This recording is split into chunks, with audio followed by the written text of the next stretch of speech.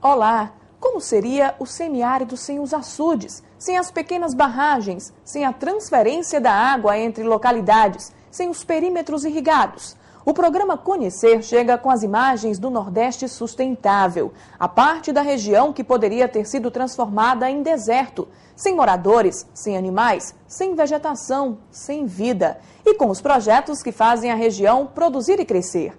Veja os destaques do programa de hoje. Marco na hidrografia brasileira. Açude Oroz multiplica vida no semiárido nordestino e quase 50 anos depois, orgulha aqueles que ajudaram a erguer o segundo maior reservatório do Ceará. Tecnologia em benefício do homem.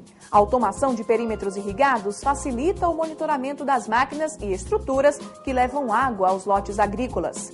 Fenômeno da água doce.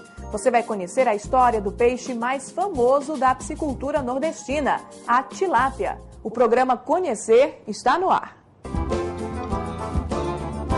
A piscicultura é uma das atividades que garantem renda no Nordeste. A construção de açudes ao longo dos últimos 100 anos garantiu a estrutura básica para o desenvolvimento da atividade. E um dos peixes de destaque na produção é a tilápia. Foram anos de estudos e pesquisas até conseguir a adaptação ao semiárido. Hoje, a tilápia se reproduz facilmente em cativeiro, garantindo fartura e qualidade nos rios e açudes. Você vai conhecer agora a história desse peixe e saber por que ele é considerado o carro-chefe da piscicultura nordestina. Parece um peixe como outro qualquer, mas estamos diante de um gigante da piscicultura.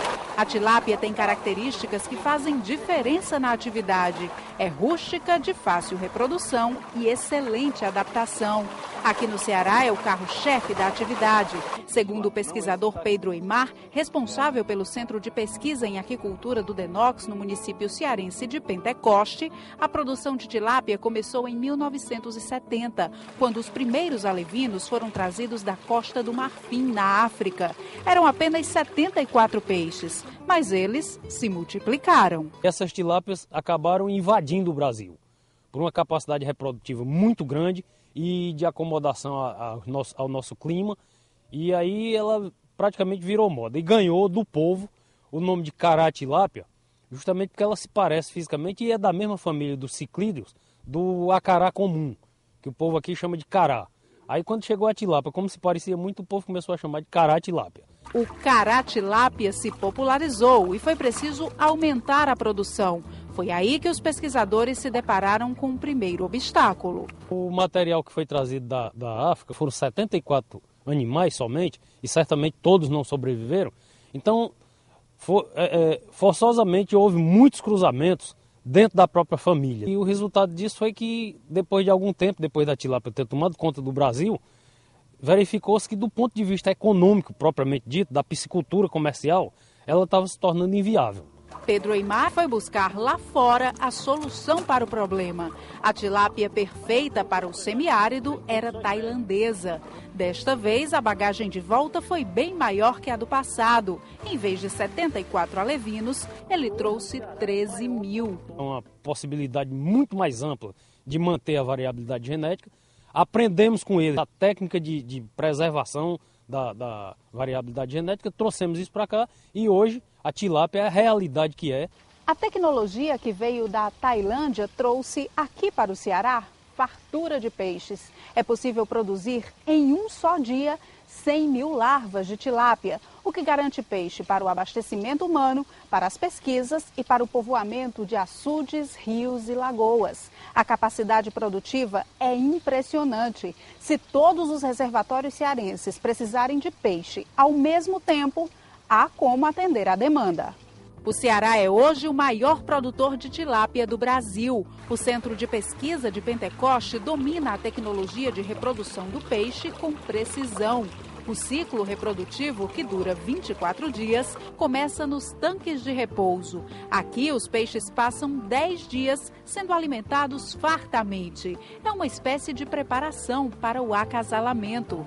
Depois desse período, são transferidos para as gaiolas. Cada uma delas suporta 60 peixes, na proporção de um macho para cada 3 fêmeas. Esta etapa dura 14 dias, tempo suficiente para a reprodução. A fecundação dos peixes não é fecundação interna, então os peixes não têm cópula. O que é que acontece? A fêmea, quando está madura, ela encontra o casal, o par ideal, e fica com ele, faz uma espécie de ninho, ou no caso da rapa, ela escolhe um local e deposita os óvulos naquele local que ela escolheu. O macho vem então e faz a fecundação, libera o esperma em cima desses óvulos. Feita a fecundação, a fêmea imediatamente pega os óvulos que ela mesma colocou e coloca na boca. Para quê? Para proteger as crias dela contra os inimigos naturais e contra até as outras tilápias. Depois de concluída a fecundação, é hora de retirar peixes e larvas das gaiolas separadamente. Os machos vão direto para o descanso, já as fêmeas são examinadas uma por uma. É que algumas ainda podem ter ovas na boca. Quando isso acontece, é preciso retirá-las e continuar o processo artificialmente. As ovas que foram retiradas da boca do peixe lá no viveiro vêm para a incubadora. Aqui elas ficam até que as larvas nasçam. O processo é rápido, dura no máximo 72 horas. Da incubadora, as larvas vêm para as calhas, onde já estão as que nasceram dentro das gaiolas. Aqui começa uma nova e importante etapa do processo. E essa nova etapa está ligada ao mercado. Apenas 10% das larvas vão ser destinadas à reprodução.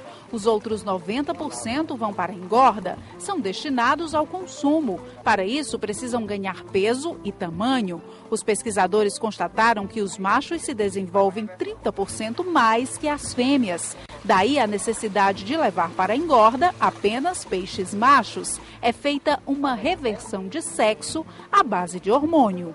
Durante os primeiros 21 dias de vida desses pequenos peixes, eles consomem ração com uma pequena quantidade de hormônio masculinizante. Esses hormônios são biodegradáveis, com a utilização pelas bactérias, pelos fungos que existem na água, e além do mais são degradados pela luz solar. E toda essa água é submetida à luz solar. Mais ainda, os peixes que consomem nos primeiros 21 dias de vida. E eles só vão ser consumidos a partir do 6º mês de idade, que é quando eles estão prontos para ir para o mercado. Então a pesquisa já identificou de que peixes machos, naturalmente machos, contêm uma quantidade de hormônio masculinizante maior do que os peixes que foram masculinizados artificialmente. Neste viveiro, os peixes recebem a ração com hormônio e depois seguem o processo natural de desenvolvimento até chegar à panela. A fartura na panela e nas redes dos pescadores pode ser a sucessão de um milagre do passado, da época de Jesus. Há quem acredite que a tilápia é um peixe abençoado. Nessa história, ciência e crença se misturam. A tradição mostra que o peixe da pesca milagrosa foi uma espécie de tilápia, chamada Saroterodon galileus. Então, esse aí foi o peixe que Jesus Cristo fez um milagre, que os pescadores não estavam pescando nada, e ele orientou que lançasse novamente as redes, e então foi capturada uma quantidade imensa de tilápia. E isso é verdade, todo dia a gente está vendo isso aqui, onde a gente coloca tilápia nunca mais falta peixe. Então é realmente um peixe milagroso.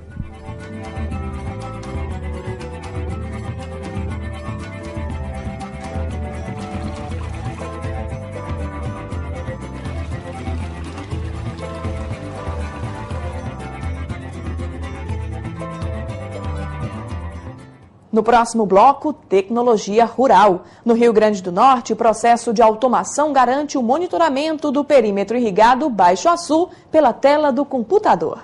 O Açu de Castanhão é o maior reservatório do Nordeste. Fica na região jaguaribana cearense e abrange os municípios de Alto Santo, Jaguaribara, Jaguaretama e Jaguaribe. O Castanhão tem capacidade para acumular 6 bilhões e 700 milhões de metros cúbicos de água. Este ano, por causa das fortes chuvas no estado, técnicos da Coger e do Denox decidiram abrir parte das comportas. Foi a segunda vez que elas foram abertas. A primeira foi em 2004. O grande volume de água liberado atraiu visitantes de todo o Ceará e de outros estados do Nordeste.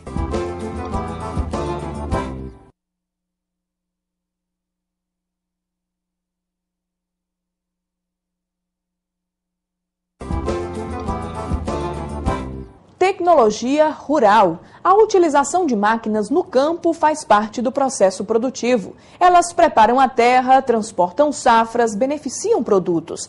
Mas não é só nos roçados que os equipamentos estão presentes. Eles também são usados para conduzir água. Os perímetros irrigados funcionam graças a um caminho mecânico que capta a água de rios e leva às plantações. No perímetro Baixo Açu, no Rio Grande do Norte, a tecnologia também está sendo aplicada em outros setores. O monitoramento do maquinário é feito pela tela do computador.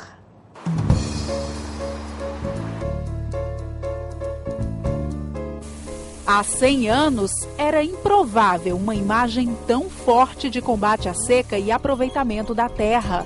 A tecnologia e a evolução das máquinas em pleno semiárido. Está confirmado, o homem pode mesmo mudar o curso da água, captá-la e mandá-la para onde quiser, vencendo os maiores desafios e obstáculos impostos pela geologia. Bombas, turbinas, adutoras. Juntas, essas peças formam um gigante de ferro e cimento.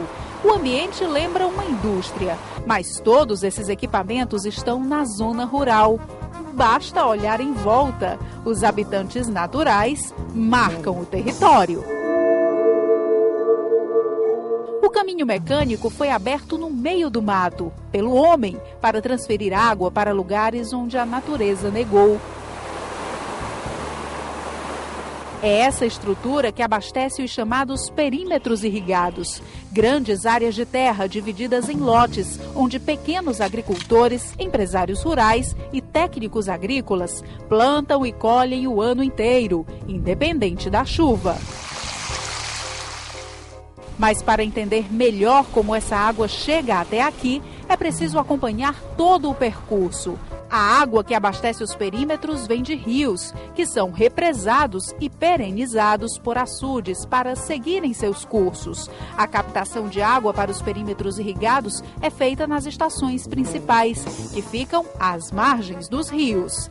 Esta é a estação principal do perímetro irrigado Baixo Açu, no Rio Grande do Norte. A área é alimentada pelo rio Piranhas, que nasce na Paraíba e segue pelo estado Potiguar, onde é represado e perenizado pelo açude Armando Ribeiro Gonçalves. A partir da barragem, o rio continua seu curso passando por este trecho, onde acontece a captação.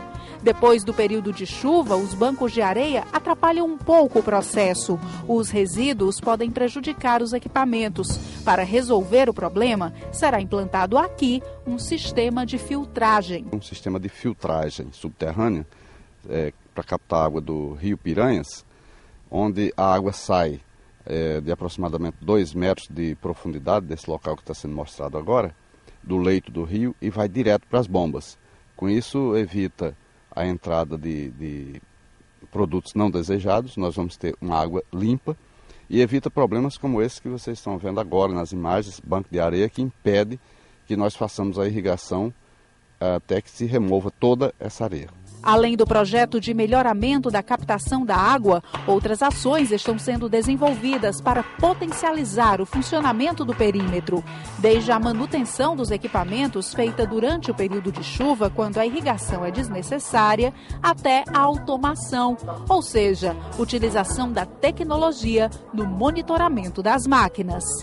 A tecnologia ajuda o homem a agir com mais velocidade. Nesta sala é feito um acompanhamento em tempo real de tudo o que acontece nas estações de bombeamento do perímetro irrigado. É possível, por exemplo, desligar ou ligar uma bomba apertando apenas um botão. O alarme indica que há algo errado. O problema aparece na tela. Pode ser uma variação da corrente elétrica, alteração no nível de pressão das bombas, incêndio ou furto. O vigia eletrônico é preciso e econômico, reduz custos. Se não tivesse montada essa automação aqui, seria, cada bomba dessa seria um bombeiro para poder trabalhar nelas. Então, como esse programa está instalado aqui,